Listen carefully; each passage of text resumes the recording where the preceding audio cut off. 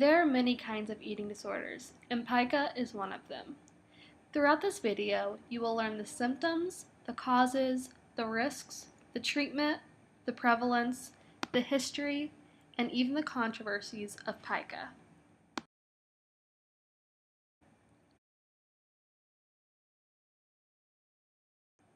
So, what is pica?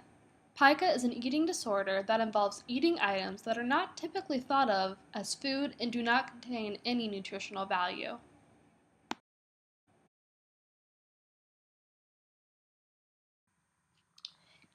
Here are some symptoms of pica. Pica symptoms usually include the indigestion of non-food material such as paper, soap, cloth, hair, string, soil, chalk, paint chips, metal, pebbles, clay, and even ash. The ingestion of materials must be inappropriate for age. This means that many small children tend to put random objects in their mouths, but that does not necessarily mean that they have pica. The ingestion of material must be at least 1 month before being able to be completely diagnosed with pica. Here are some pictures of foods that are ingested with pica.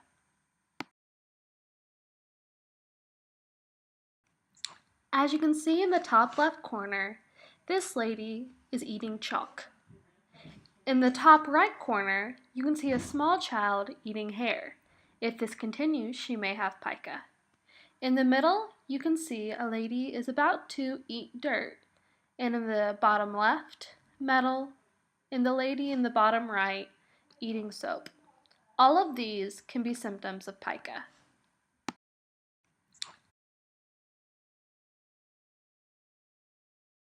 It's not known for certain what causes pica, but there are many theories, such as mineral deficiency, malnutrition, in cases of dieting, trying to feel full, developmental problems, mental health issues, as well as having immense stress. All of these can cause pica. Not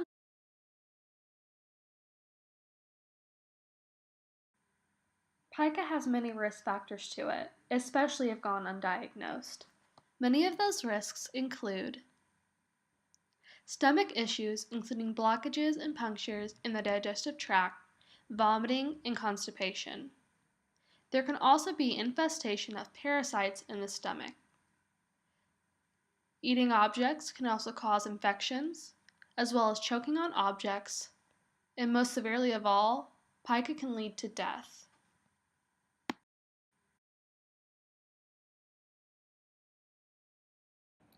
Although each case of pica is unique and individual, there are some common treatments for pica. Those treatments include testing for mineral or nutrient deficiencies, as well as behavioral interventions, such as therapy and ways to decrease the behavior. The different type of therapies and decreasing behaviors are differential reinforcement, providing alternative forms of oral stimulation, discrimination training, and a pica box are a few interventions.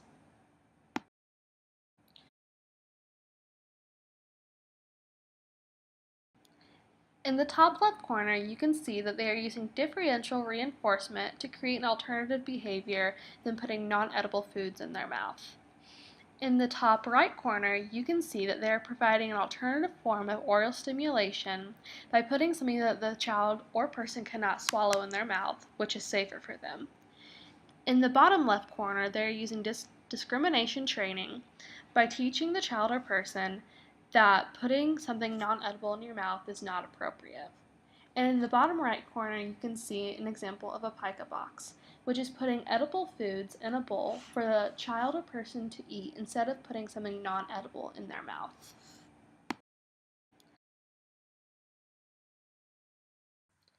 A major question concerning pica is, how many are affected? Well, the answer is, they're not certain how many are affected because many times it can go undiagnosed. But they do have a good idea of where it is prevalent and who it is prevalent in. Pica is prevalent in developing countries. It is also prevalent in children, pregnant women, people with developmental issues, and people with an iron deficiency. Pica is seen to decrease with age. It is also associated with trichotillomania, which is hair pulling, and excoriation, which is skin picking.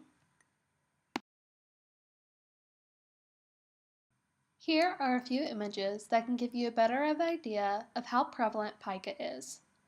In the first picture, you can see this lady is in a developing country and is pregnant. The next photo, you can see that many pregnant women have cravings of soap, ice chips, and dirt. The picture above that, you can see that a child is eating paper, which is a non-edible food object. And in the bottom photo there, you can see a young girl in a developing country about to eat minerals.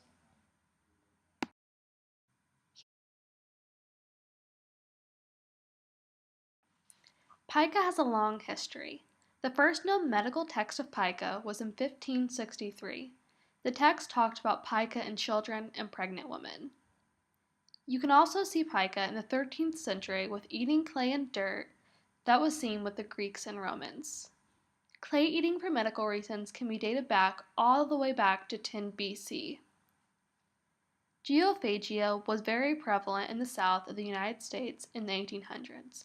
People believed that clay and dirt could heal people.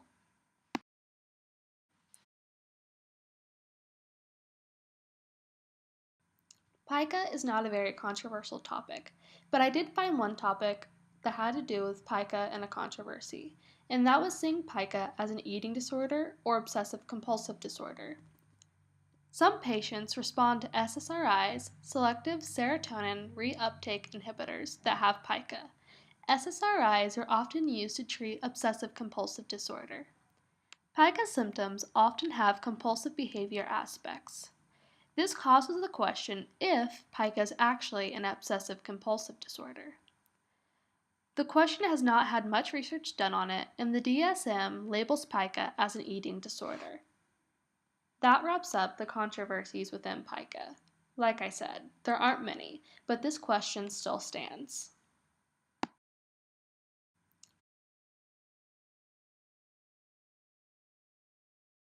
Thank you for watching, and I hope you learned something new about pica.